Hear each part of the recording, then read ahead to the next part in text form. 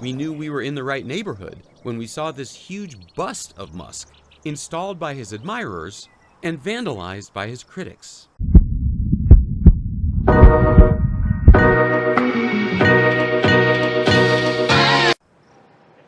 But the interview didn't get off to a smooth start. I noticed that all of your businesses involve a lot of components, a lot of parts. Do the tariffs and the trade wars affect any of this? You know, tariffs always affect things a little bit. Wondering what your thought is on the ban on foreign students, the proposal. I mean, you were one of those kids, right? Yeah, I think we want to stick to, the subject of the day, which is like spaceships, as opposed to, presidential policy. Oh, okay. I was told anything's good, but No, well, Awkward. no. Awkward. you've spoken about how much of a grind and a stress it was on you. And, Tesla's reputation took a hit, your reputation took a hit. People are very upset about Social Security and national parks and air traffic and food safety and cancer research, Alzheimer's research. Now that you've had a chance to look at it, Yeah. might there have been a different approach? Yeah, I think what was starting to happen was that, it's a bit unfair because, Doge became the whooping boy for everything. So if there was some cut, real or imagined, everyone would blame Doge. I've had people think that, somehow Doge is going to stop them from getting their Social Security check, which is completely untrue. And then Musk started talking about the Trump administration. I hadn't even asked him about Trump. And, it's not like I agree with everything the administration does. So it's like I agree with much of what the administration does, but we have differences of opinion. There are things that I don't entirely agree with. So, I was disappointed to see the massive spending bill, frankly, which increases the budget deficit, doesn't decrease it, and undermines the work that the Doge team is doing. I actually thought that when this big, beautiful bill came along. I mean, everything he's done on Doge gets wiped out in the first year. I think a bill can be big or it can be beautiful, but I don't know if it can be both. My personal opinion. Okay, let's talk. So all of that was a portion of the CBS interview. In there, you already see some of the highlights that have been floating online. So let's go over this one more time. First of all, this part is cold. CBS knew exactly what it is that they were doing when they say, we knew we were in the right neighborhood, when they saw the bust of Elon Musk, and then the vandalism was the dead giveaway that, yeah, this must be his area.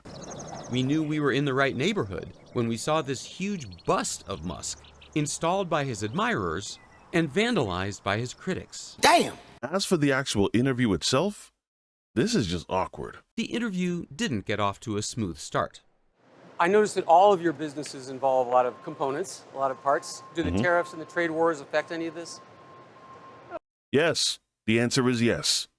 The level of retaliation that has come Elon Musk's way, simply based on the decisions that Trump has done. If you remember, Elon had a $100 million deal with Ontario, Canada that they just canceled simply based on the tariffs. And at the time when he heard about the news of the cancellation, his reply was, oh well. Tesla vehicles and Tesla dealerships were being vandalized. Company stock for Tesla down way more than 50%. And there were even calls for this man to resign. And from what I understand, he builds the majority of his vehicle in America, but he doesn't build the entire thing. So yes, the tariffs affect him. Do the tariffs and the trade wars affect any of this? Tariffs always affect things a little bit. Wondering what your thought is on the ban on foreign students, the proposal. I mean, you were one of those kids, right? Yeah, I think we want to stick to, the subject of the day, which is spaceships, as opposed to, presidential policy. No. You sign up to do an interview of this manner, given the fact that not too long ago you just announced that you were leaving Doge, whether it be on a full-time basis or just temporary, to be determined, but he's leaving nonetheless. For the last 4 months, you have all of this effect, and with all this negative pushback, and you think people are just going to move on and talk about spaceships once again? No. People want answers. Oh, okay. I was told anything's good. But It is. No, well, It is. He just doesn't want to answer anything because, he's ashamed. no. Yes. But Musk was willing to talk about the Doge firestorm. You've spoken about how much of a grind and a stress it was on you, and Tesla's reputation took a hit. Your reputation took a hit. Aw. People are very upset about Social Security and national parks and air traffic and food safety and cancer research, Alzheimer's research. Now that you've had a chance to look at it, Yeah. might there have been a different approach? Yeah, I think what was starting to happen was that it was a bit unfair because Doge became the whooping boy for everything. So if there was some cut, real or imagined, everyone would blame Doge. Because the cuts were coming from you. You were making the suggestions on the cuts. USAID didn't cut itself. The CFPB didn't cut itself. Remind me really quickly, who was the one that told everyone that you need to submit 5 things that you've done that week, or else you could lose your job? I think the term they used was just run in and break things and then find out what you broke after. This was very much the logic, so now you don't get to just run away from that. I've had people think that somehow Doge is going to stop them from getting their Social Security check, which is completely untrue. Do you mean based on all the ponderings that you were doing that thought that millions of dead people were on Social Security? This is why we need to remake it. So of course people would naturally assume that, hey, if this guy doesn't even know how to understand the data and he's the one making the suggestion that says that Social Security needs to be redone, then why would anyone that's on Social Security assume that they're safe? So yes, they're going to be nervous. Or do you remember interviews that were done by people like Howard Lutnick when he said that if his 94-year-old mother didn't receive her Social Security check that month, she wouldn't mind? Let's say Social Security didn't send out their checks this month. My mother-in-law, who's 94, she wouldn't call and complain. She just wouldn't. She'd think something got messed up, and she'll get it next month. Yeah. A fraudster always makes the loudest noise, screaming, yelling, and complaining. Social Security check, which is completely untrue. Well, I guess I was just thinking about the, move fast and break things, before you really understand what the agency does. Yeah, I guess part You know what he means, right? Elon and them, they cut this. They had to scramble to rehire nuclear employees after they made the error in thinking that these are just regular firings, without contemplating that, hey, maybe the position they hold is dire to the country. But you know what the craziest part was? Apparently they couldn't even find their phone numbers. They just scrambled to get rid of all those people without even giving it a second thought. So when he mentions run in and break things, this is what he's talking about. You didn't even know what the department did, and you ran in and fired a majority of the people, not even contemplating the fact that maybe you should look into what the agency does first and then make a determination. Operate with a scalpel as opposed to... This is the chainsaw for bureaucracy. Chainsaw!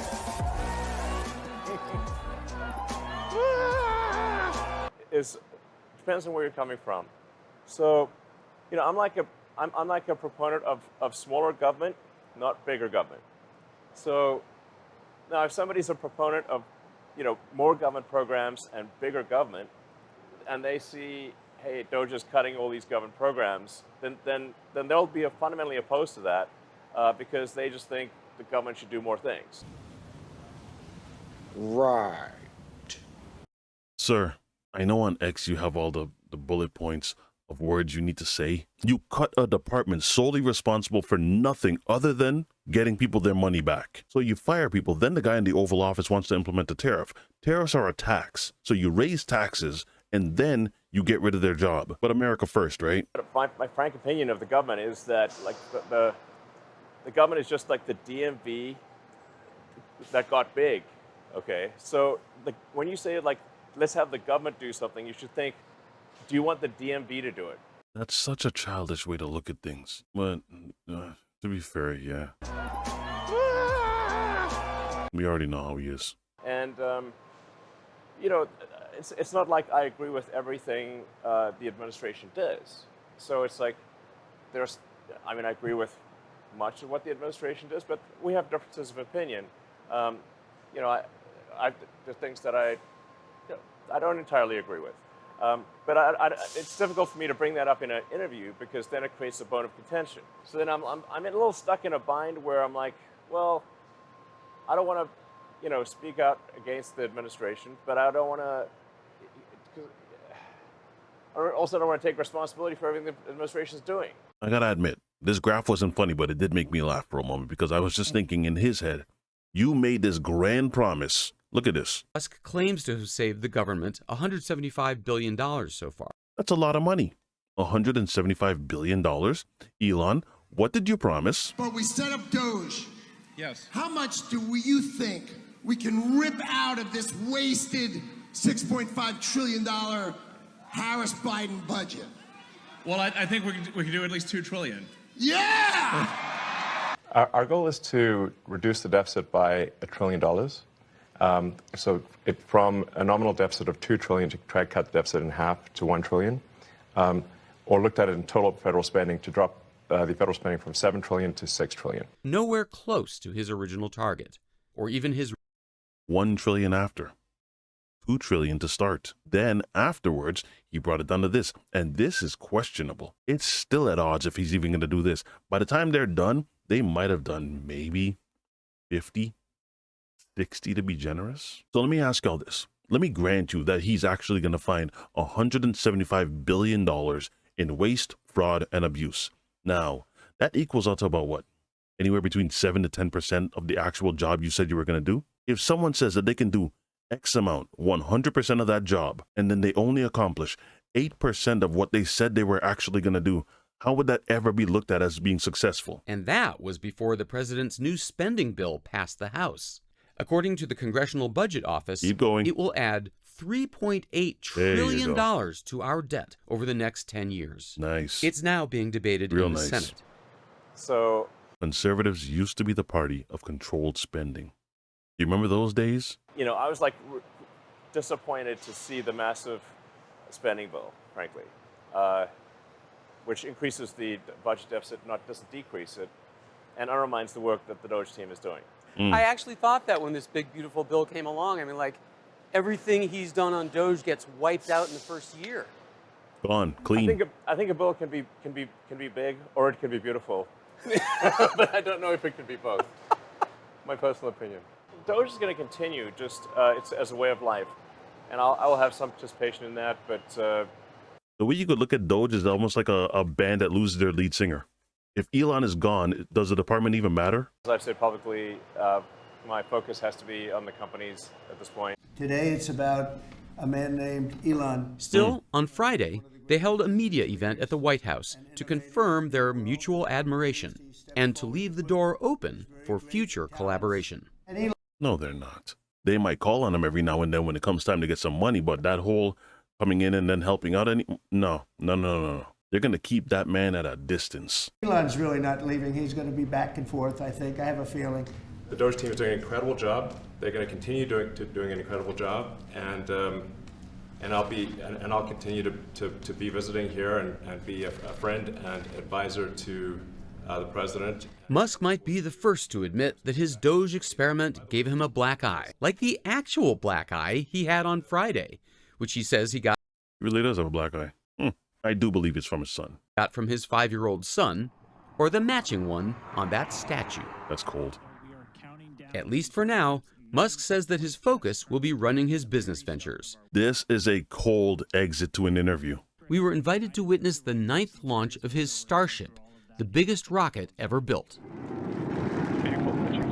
The 2 previous Starship tests ended in explosions, or as SpaceX puts it, rapid unscheduled disassemblies.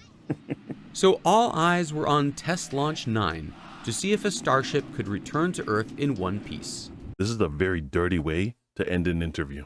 As Musk left our interview to watch the launch, he said something that could summarize all of his enterprises. I can't guarantee success, but I can guarantee excitement. Cheers. In the end, Elon Musk's giant rocket spun out of control. It did not survive re-entry. Just like Doge. CBS. Y'all are wrong for that one, and you know it. Whatever your thoughts are, leave them in the comment section. If you guys enjoyed this video, don't forget to drop a like, and I will see you again on the next one. Be easy, y'all. Wondering what your thought is on the ban on foreign students, the proposal. I mean, you were one of those kids, right? Yeah, I mean, I think we want to stick to the subject of the day, which is like spaceships, as opposed to presidential policy.